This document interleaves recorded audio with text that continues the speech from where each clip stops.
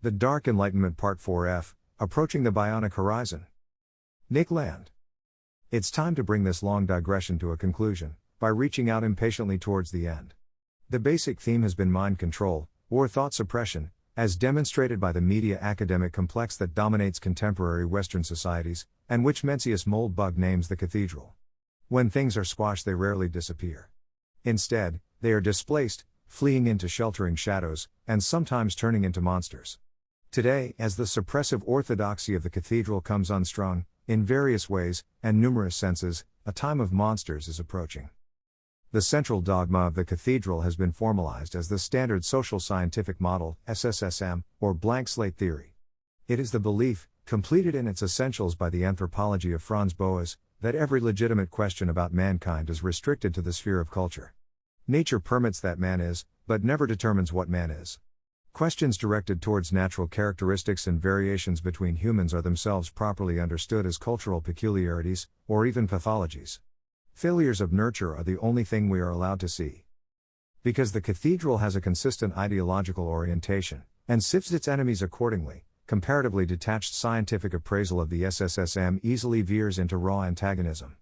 As Simon Blackburn remarks, in a thoughtful review of Steven Pinker's The Blank Slate, the dichotomy between nature and nurture rapidly acquires political and emotional implications. To put it crudely, the right likes genes and the left likes culture. At the limit of reciprocal loathing, hereditarian determinism confronts social constructivism, with each committed to a radically pared-back model of causality. Either nature expresses itself as culture, or culture expresses itself in its images, constructions of nature. Both of these positions are trapped at opposite sides of an incomplete circuit, structurally blinded to the culture of practical naturalism, which is to say, the techno-scientific, industrial manipulation of the world. Acquiring knowledge and using tools is a single dynamic circuit, producing techno-science as an integral system, without real divisibility into theoretical and practical aspects. Science develops in loops, through experimental technique and in the production of ever more sophisticated instrumentation, whilst embedded within a broader industrial process.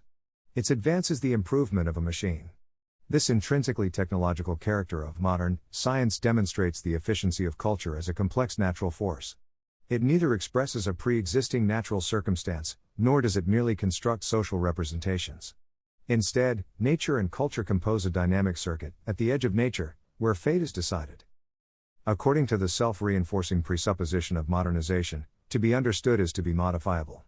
It is to be expected, therefore, that biology and medicine co-evolve.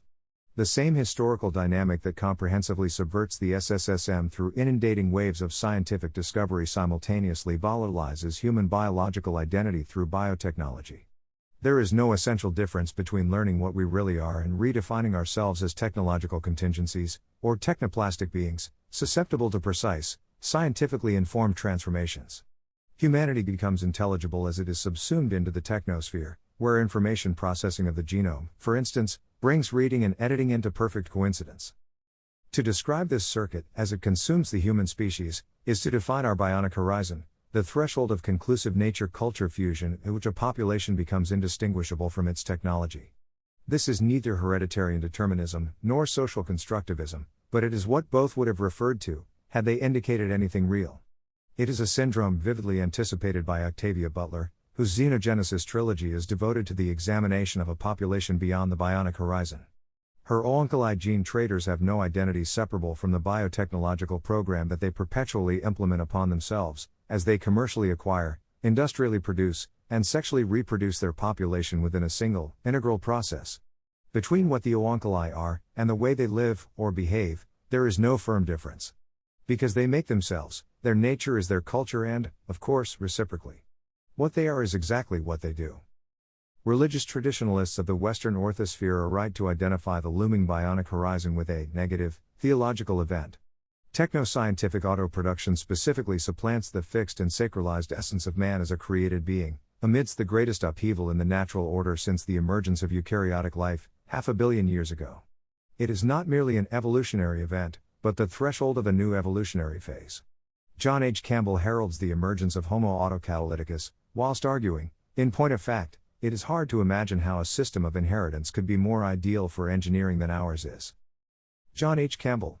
A prophet of monstrosity, and the perfect excuse for a monster.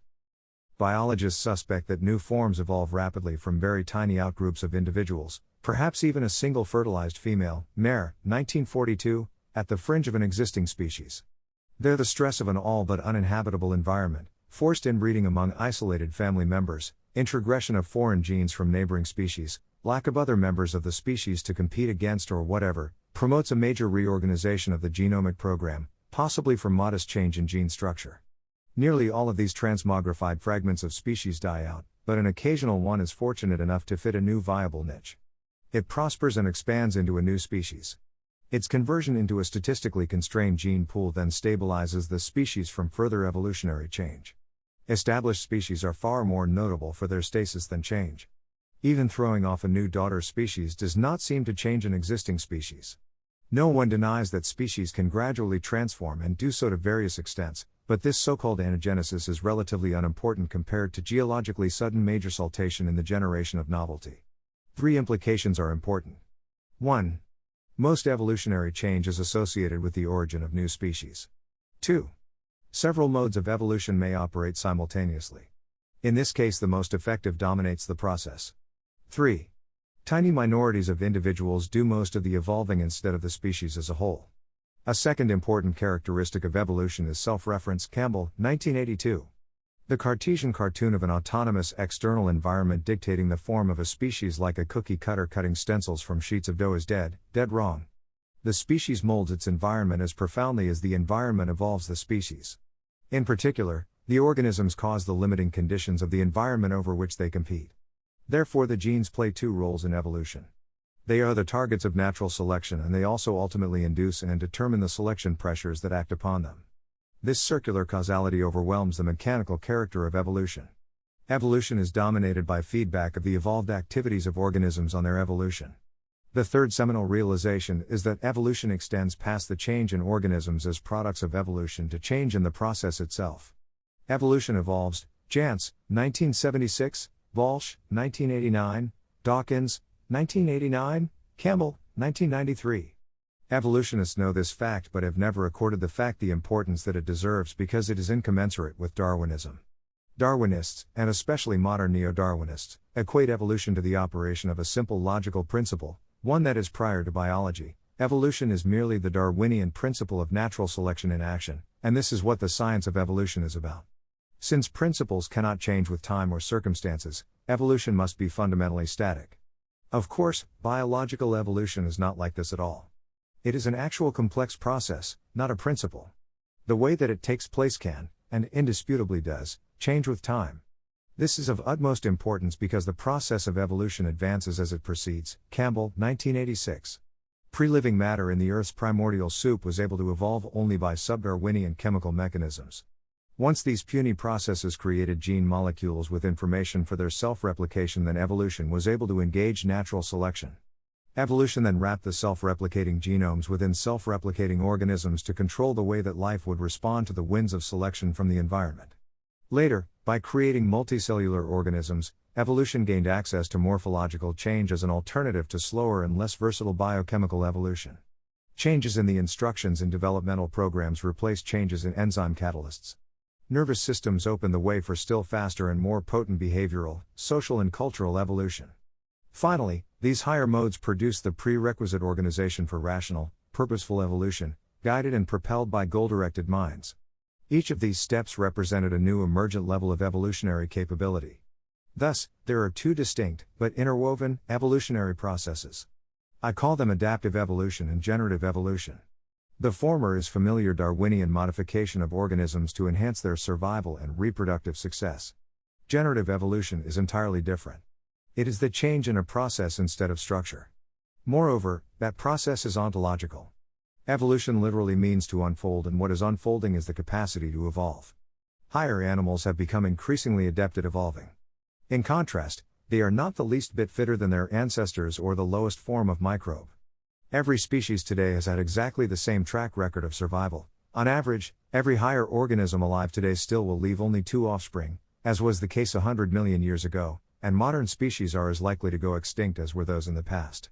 Species cannot become fitter and fitter because reproductive success is not a cumulative parameter. For racial nationalists, concerned that their grandchildren should look like them. Campbell is the abyss. Miscegenation doesn't get close to the issue. Think face tentacles. Campbell is also a secessionist, although entirely undistracted by the concerns of identity politics, racial purity, or traditional cognitive elitism, eugenics. Approaching the bionic horizon, secessionism takes on an altogether wilder and more monstrous bearing, towards speciation. The folks at Evolution capture the scenario well. Reasoning that the majority of humankind will not voluntarily accept qualitative population management policies, Campbell points out that any attempt to raise the IQ of the whole human race would be tediously slow. He further points out that the general thrust of early eugenics was not so much species improvement as the prevention of decline. Campbell's eugenics, therefore, advocates the abandonment of Homo sapiens as a relic or living fossil and the application of genetic technologies to intrude upon the genome, probably writing novel genes from scratch using a DNA synthesizer. Such eugenics would be practiced by elite groups, whose achievements would so quickly and radically outdistance the usual tempo of evolution that within 10 generations the new groups will have advanced beyond our current form to the same degree that we transcend apes. When seen from the bionic horizon, whatever emerges from the dialectics of racial terror remains trapped in trivialities. It's time to move on.